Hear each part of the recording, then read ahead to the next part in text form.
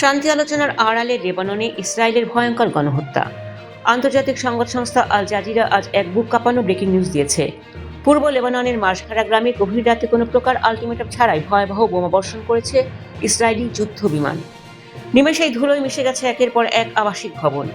লেবাননের জাতীয় গণমাধ্যম জানাচ্ছে, সকাল পর্যন্ত ধ্বংসস্তূপের ভেতর থেকে 12টি রক্তাক্ত নিথর দেহ টেনে বের করেছেন উদ্ধারকারীরা। নিহতদের মধ্যে ঘুমন্ত নারী ও শিশু রয়েছে। অথচ এই হামলার ঠিক 3 দিন পর ওয়াশিংটনে মার্কিন মধ্যস্থতায় দুই দেশের সরাসরি শান্তি বৈঠকে বসার কথা ছিল। হামলার ঠিক আগে ইসরায়েল প্রধানমন্ত্রী নেতানিয়াহু ঘোষণা করেছিলেন তিনি লেবাননে আক্রমণের তীব্রতা আরও বাড়ানোর নির্দেশ দিয়েছেন।